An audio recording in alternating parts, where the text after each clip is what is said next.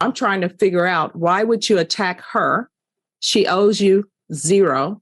She's not in a relationship with you. She owes you zero loyalty. So plea on March 30th to the offense of aggravated robbery. According to the plea bargain agreement, punishments be assessed at 7 years in the prison. There's an affirmative finding, and the state is remaining silent. Have both parties had a chance to review the PSI report? Yes, Your Honor. Yes, Judge. Any objections to the PSI report? No objections. Some clarifications we'll make as we proceed. All right. State or defense, any witnesses? Yes, Judge. I'd like to call Jamie Pena, who is my client's brother. All right. Jamie Pena, can you raise your right hand for me, please? Do you solemnly swear or affirm the testimony you give will be the truth and nothing but the truth, so help you God? Yes, ma'am. All right. You can lower your hand, state your name for the record, please. Jamie Pena. All right. Defense. Thank you, Judge. Jamie, go ahead and explain to the judge who you are. The older brother of Jacqueline Wallace. We grew up together. Our mother was the sole caretaker of us. What do you do for a living? I manage restaurants. Right now, I'm going to start a new resort restaurants down in Quintero. I can't hear you. In La Quintero, running a restaurant, being a restaurant manager. Are you very nervous to be here? Very nervous. My heart's palpitating. No reason whatsoever. Well, this is obviously very serious because it involves your sister and the possibility of her going to prison. And so you have every right to be nervous. Let's talk about childhood. You mentioned your mother. Was your mother a perfect parent? Not necessarily. She went through a lot of tribulations and had her problems with alcohol and drugs and whatnot. What sorts of problems was she an alcoholic? Yeah. Was she a drug addict? Yeah. Were these things that you guys as children saw? Yes, sir. So she didn't keep it hidden or anything like that? She tried, but as well as anybody that's had problems, she couldn't always. Was it difficult as children to deal with your mother having these issues? Yeah, of course. We loved her, but didn't know how to react when we saw things. Do you think that, well, let's fast forward a little bit. Your sister, how many children does she have? 5. And roughly what are their ages? From 3 to 17. 3, 6, I believe, 13, 15, and 17. And is your sister involved in their lives?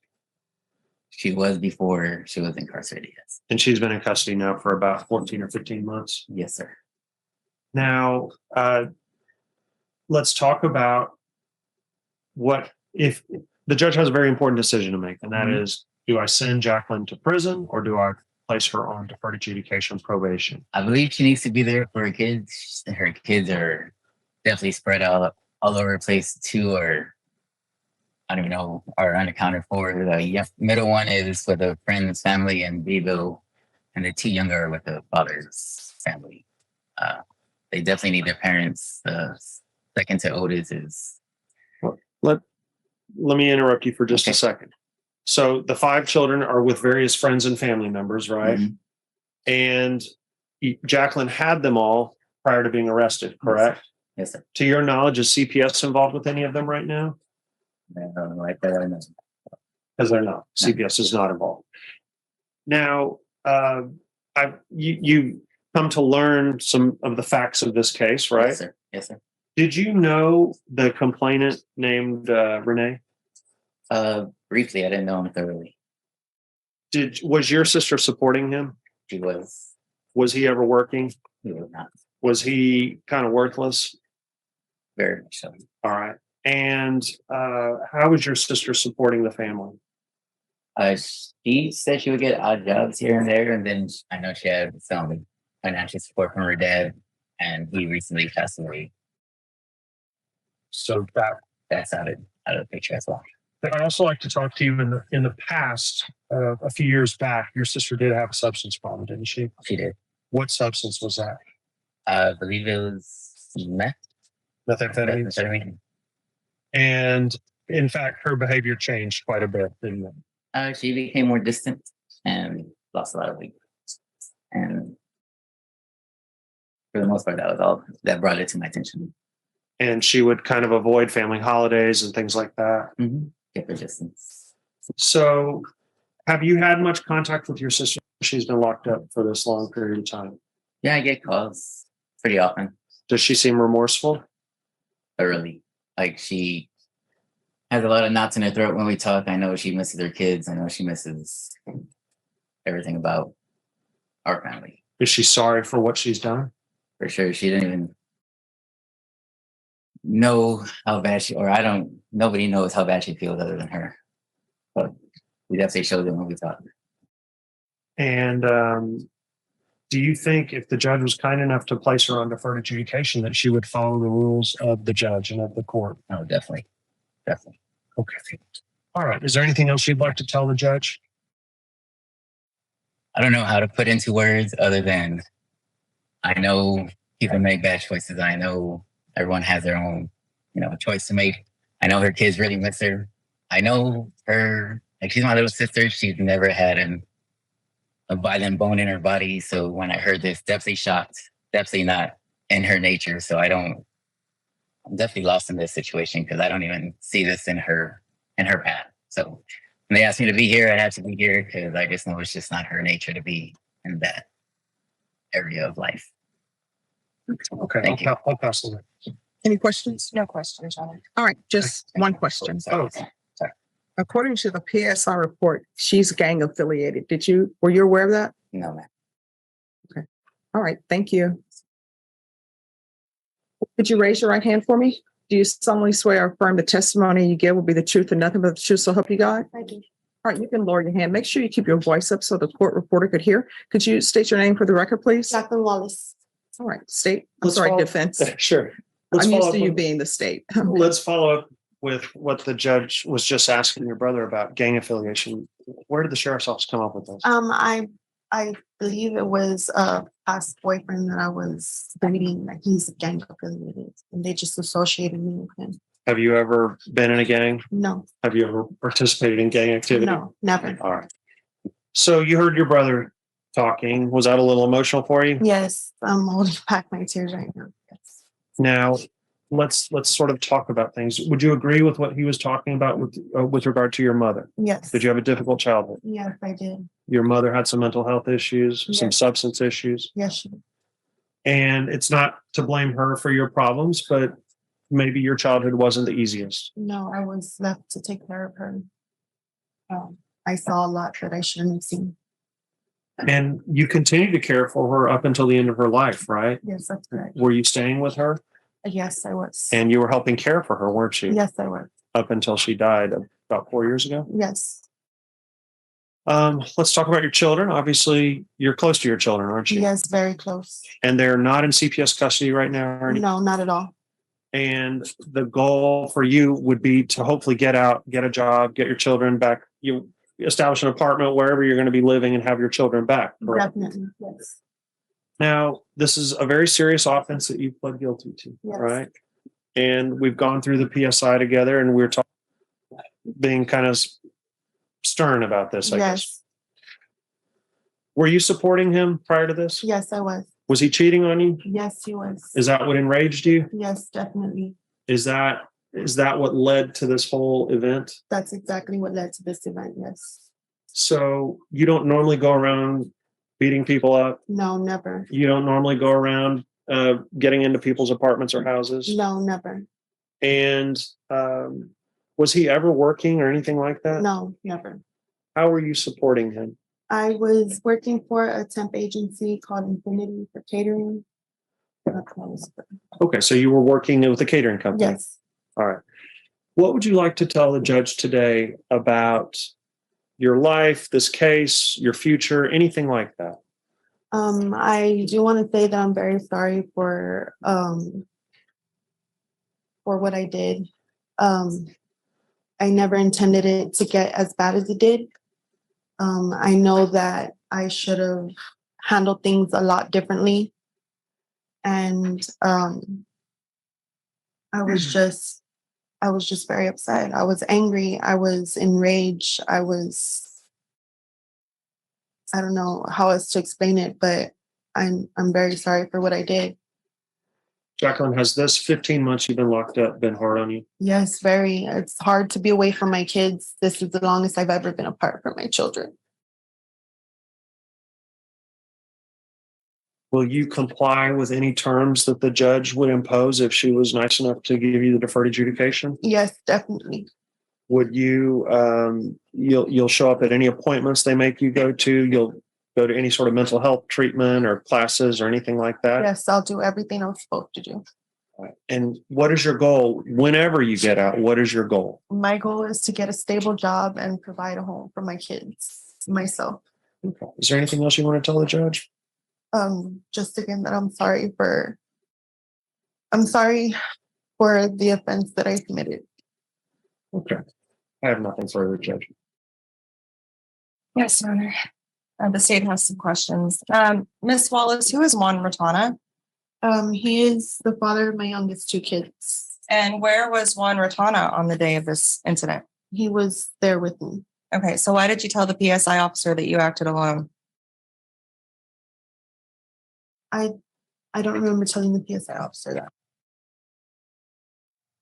Okay, so the PSI, on page number 9, I point the court to page 9 of the PSI. The PSI officer put in quotations. I was in a relationship with Renee. I just caught him cheating on me with Margie. I went in with my key and she was standing there in the living room wearing my lingerie. Me and her fought and he came out of the room and we fought too. That's pretty much it. They said there was other people there, but there wasn't. Because they said there was like 4 or 5 people there and there wasn't. It was just us two. It was just you and Juan Rotana? You understand that on February 3rd, when you took the plea, you took a plea saying he was in fact a co-defendant. Yes. And that's your testimony today. Yes, ma'am. No questions. Any other questions? No, nothing further, Judge. I have a question. Yes, ma'am. So I'm a little confused here. Juan Rotana, Yes. that's your person you were in a relationship with. We were together for 7 years prior to the relationship with Renee. Yes. All right. So you take Juan Rotana, or he goes over to this location with the person you say that has been cheating on you, Yes. and you bring him with you. Yes. And that's a person that you were in a relationship with Yes. In the past. In the in the past. past. All right. Okay. Is there anything else? Just argument, Judge. All right. Court will hear argument. Sure. Judge, obviously, she has been locked up for a long, long time, and she's still a very young woman. She's only 36 years old. Her children are some of them are very young, and the others are just getting into their mid to late teens. It's very important for any child to have their parents in the family are available and around them. And Jacqueline, unfortunately, has been locked up for over a year, having to deal with this. She understands the wrong that she has done. She has admitted to the court that she has done wrong. She has been very apologetic about what happened. The main thing for her is, if there is a chance that the court could craft some sort of deferred adjudication to satisfy the needs of both society and my client and her family, that would be very wonderful. I think my client has learned her lesson. I think she obviously acted out in a way on that day that was inappropriate and got her arrested, and was very serious. And thank goodness it wasn't worse. But I think she's had a lot of time to reflect on things. She's had a lot of times to suffer being away from her children. And because of all that, I think she has been punished to a large degree with the 15 months she's been in. She will continue to be punished if you do place her on probation, because she'll have to comply with any and all terms that you impose. We would just hope that, based upon what you've heard and what you see in the PSI, that you would agree that deferred adjudication can solve or satisfy all the needs of all the different interests that you're thinking about right now. Okay. Maybe somebody can explain this to the court. I never understood. If you're in a relationship with someone, in this case, you're in a relationship with a guy, and he cheats on you, why are we always attacking the female who owes you no sense of loyalty? Why is that? She knew that me and him were in a relationship. Yes, but she's not in a relationship with you, so she owes you zero loyalty. Right. So I'm trying to figure out, why would you attack her? She owes you zero. She's not in a relationship with you. She owes you zero loyalty. So, of course, I don't think anybody should be attacking anyone. My motto is, if somebody cheats on you, You either make a decision. Either you're going to stay with the person who's cheating on you and get over that, or either you're going to say this relationship is over. But still, what I don't understand is when you have females or either males who are in relationships with someone, and the person who owes them loyalty, who says they're in love with them, cheats on them, they always attack the female or whoever it may be who owes zero loyalty. So regardless of whether she knew you were in a relationship with him, why would you attack her? I don't understand. Help me understand why you would attack someone who has absolutely nothing to do with you. Your Honor, there's really no explanation for my action. Like I said, I was just in a rage and she was there, so it just happened. Passion is a very powerful thing, Judge. And unfortunately, a lot of people come before you that have committed crimes as a result of that. And it's not that there's a good explanation for it, but sometimes our emotions get the better of us, unfortunately. And Jacqueline understands now how worthless Renee really was for her and what a drain on her he really was. And so to get herself locked up for 15 months over this guy has been especially painful for her.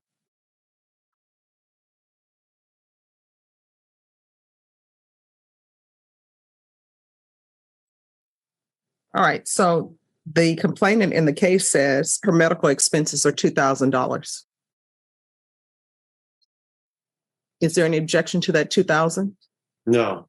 We All would right. object to Renee's discussion. He wasn't able to provide any documentation or anything to the probation officer. All right. Well, what I can tell you is I personally have a lot to think about. I was thinking one way, but it's sort of been changed based upon what the complainant is saying. It appears that the complainant is saying that she wrote you a letter saying that she forgives you and she is sorry if she ever did anything to hurt you. She knows you're the mother of 5 children and you've already been in jail for a year. She believes the father of the children is in jail also. So I was leaning towards one way. I'm going to need to think about this a little bit. So what we're going to do is, Ms. Ferguson, can we bring this case back? Can we bring this back on Monday? Yes, ma'am. All right. Sure. I'll make my decision on Monday. Okay. Thank you, Judge. Thank you. You're welcome. All right. We're back. The reason why we're back is because the court was making a determination on whether or not to give you deferred adjudication, because the court heard some things from both parties that gave the court pause. Is there anything else either party would like to say to the court before I make my announcement? Judge, just, I know you have a memory like a steel trap, so I don't need to follow up too much, but if you'll recall, there were 2 complainants on this case, one of which was my client's ex-boyfriend, and you were discussing with my client the passion and the rage that must have gone into her thought process, basically, in terms of why this happened. The female complainant is the one that wrote a letter to my client while she was in jail. She has forgiven my client. It sounds like she wants to move on with her life and doesn't seem particularly opposed, if at all, to my client getting the deferred. Interestingly, the complainant who is opposed is my client's ex-boyfriend, the one that was cheating on her, the one that my client was supporting, the one that never. All right, everyone, please whisper. The one that never had a job, the one that has been seeking medical bills for these nebulous medical expenses that he can't provide any proof for. It's my understanding he's homeless now because he hasn't found another sugar mama, so to speak. So based upon what you've heard, the facts coming from both complainants, I think that Jacqueline is an appropriate person to get deferred. She's been in custody now for about 15 months. And she's been away from all of her children this time. It's been very difficult for her and her family. She has most certainly learned her lesson. She'll comply with any terms and conditions that the court deems appropriate. And so we would request that you place her on deferred. All right. And I'll note that the state, you're silent. Is that correct? You're silent, Your Honor. All right. Any issues you which to speak to, which are what you would deem questionable facts that are being presented by Ms. Wallace, from last hearing or no? Your Honor, I believe we clarified in the PSI, there was a statement from her where she said that there was no one else involved. I did clarify that on questioning Ms. Wallace, and she did affirm again that Juan Rosmana was there and was an active participant with her. So I don't have any other issues. All right. So, Ms. Wallace, I'm going to give you a choice. Normally, I can't give people choices, but the state is silent. I can sentence you to 5 years prison. Because of the nature of the case, you would have to do half the time before you're eligible for parole, or either I can give you 9 years deferred adjudication. If at any time you're deferred adjudication, if you were revoked, the court would be able to sentence you up to life in prison. So what would you prefer? Deferred. All right. And counsel, Ms. Claudia is saying that her medical expenses were $2,000. That's fair. Any objections to that? No. And then I think Renee Patina is saying his expenses were $1,500. We will object to that. All right, state, do you have any medical? We do not. No. Okay. Court will sentence you to 9 years deferred adjudication. There's a $1,500 fine that will be probated. Thank you, Judge. All right, we can go off the record. Here's the thing. When you have children, your children 100% depend on you. I've told people this 1,000 times. When you have underage children, you can't just have them and put them off at Travis Park and say good luck to you. So your children depend on you. And this time that you've been in the Bexar County Jail, your children have been without you. Children do not like and they do not understand when parents say they're going to be somewhere and they're not. The last thing you should do is let some other relationship take precedence over your children. And that's why you're here, because you let that relationship take priority over your children. And here's the other thing. When a man or somebody is doing you wrong in a relationship, don't go attacking somebody else who owes you zero loyalty, and don't go attacking anybody. What you do is you say, you know what? Either I'm going to accept that this person is treating me poorly and cheating on me, or either I'm going to cut them loose. And then you move on. You understand? Yes, sir. All right. Thank you. You have a dismissal? He's getting better. Okay. Thank you very much, Judge. Thank you All right, for your Joe. consideration. You're welcome. You're welcome.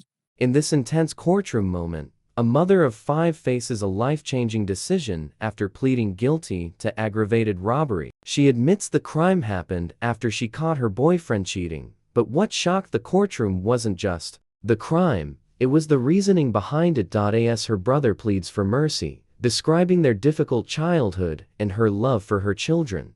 The judge listens carefully. At first, it seems like she might show leniency, but then everything changes. The judge questions a key point. Why attack someone who owes you no loyalty? That single question shifts the entire tone of the courtroom. On top of that, inconsistencies in the defendant's story begin to surface, including a hidden accomplice and conflicting statements. Now unsure, the judge pauses the case to reconsider everything. When court resumes, the tension is high, and the final decision could mean prison or a second chance. This powerful moment shows how one question and one truth can change everything.